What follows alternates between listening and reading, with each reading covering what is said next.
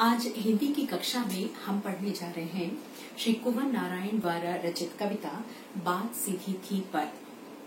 ये कविता कोई दूसरा नहीं काव्य संग्रह से संकलित है।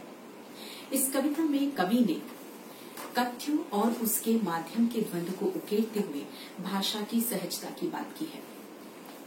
वे कहते हैं कि हर बात को कहने के लिए कुछ विशेष शब्द नियत होते हैं, ठीक उसी तरह से जिस तरह से कि हर पेज के लिए एक निश्चित खांचा होता है। अभी तक हम जिन शब्दों को एक दूसरे के पर्याय के रूप में देखते चले आ रहे थे, उन शब्दों के भी अपने कुछ विशेष अर्थ होते हैं। कवि का कहना है कि अच्छी बात या अच्छी कविता का बनना सही बात का सही शब्द से जोड़ना है, और जब ऐसा होता है तो किसी तरह के अतिरिक्त दबाव की जरूरत नहीं होती है, वो बहुत सहूलियत से हो जाता है। मैं आपको पढ़कर सुना रही हूँ ये कविता बात सीधी थी पर, और निश्चित रूप से ये आपको बहुत पसंद आएगी। कविता है कि बात सीधी थी पर एक बार भाषा के चक्कर में जरा टेढ़ी फंस गई।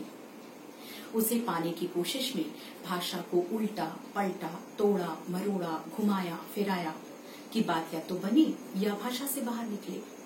लेकिन इससे भाषा के साथ साथ बात और भी कठिन होती चली गई। सारी मुश्किल को धैर्य से समझे बिना मैं पेज को खोलने की बजाय उसे बेतरह कसता चला जा रहा था, क्योंकि इस करतब पर मुझे साफ सुनाई दे रही थी तमाशबीनों की शाबाशी और वाह। आखिरकार वही हुआ जिसका मुझे डर था। जोर जबरदस्ती से बात की चूड़ी मर गई और वो भाषा में बेकार घूमने लगी। हार कर मैंने उसे कील की तरह उसी जगह ठोक दिया। ऊपर से ठीक ठाक, पर अंदर से न उसमें कसाव था न ताकत। बात ने, जो एक शरारती बच्चे की तरह उससे खेल रही थी, मुझे पसीना पोंछते देखकर पूछा कि क्या तुमने भाषा को सहूलियत से बरतना कभी नहीं सीखा?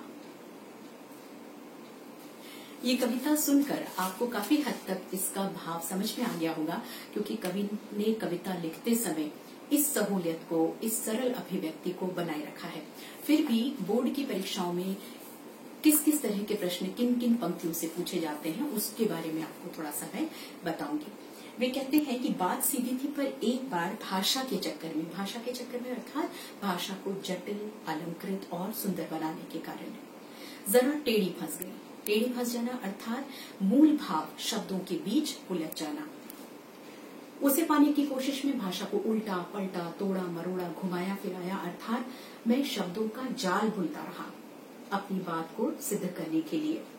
लेकिन वो कहने लगे इससे भाषा तो उलझेगी मेरी, लेकिन मेरी बात, मेरा कथ्य और अधिक पेचीदा और अधिक कठिन और क्लिष्ट होता चला गया। इस अनुच्छेद के माध्यम से कवि कहना चाहते हैं कि सहज बात को सरल शैली में, सरल भाषा में कह देने से वो बहुत प्रभावी तरीके से सुनने वाले तक पहुंचती है।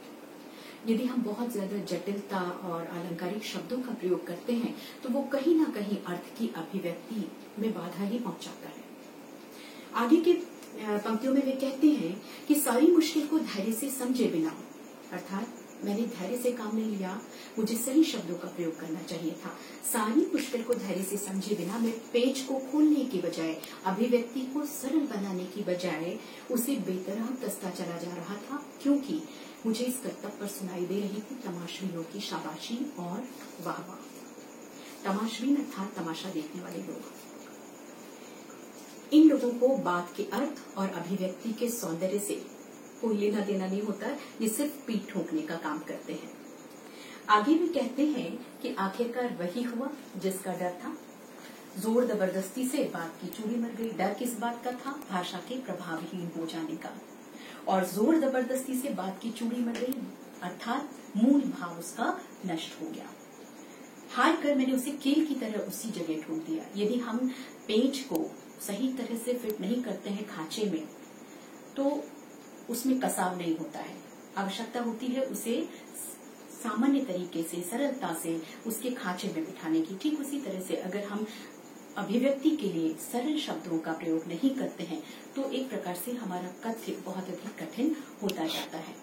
आगे वे कहते हैं कि ना तो उसमें कसाव था ना ताकत। स्वाभाविक है कि पेंच को अगर कील की तरह हम ठोकेंगे तो उसमें कसाव नहीं होगा। ठीक उसी तरह से अगर हम बात को कहने के लिए क्लिष्ट शब्दों का प्रयोग करेंगे तो उसकी अभिव्यक्ति या उसका मूल भाव हम पूरी तरह से संप्रेषित नहीं कर पाएंगे। अंत में वे कहते हैं कि बात ने जो कि एक शरारती बच्चे की तरह मुझसे खेल रही थी, अर्थात जिस तरह से बच्चे शरारत करते हैं और पकड़ में नहीं आते, ठीक उसी तरह से यहाँ बात भी लेखक की पकड़ में नहीं आ रही थी। बात ने शरारत से पूछा कि क्या तुमने भाषा को सहूलियत से बरतना कभी नहीं सीखा।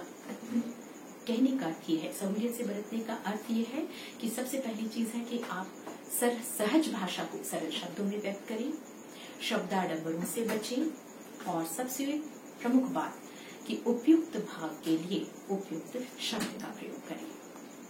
आज की कक्षा में इतना ही। धन्यवाद।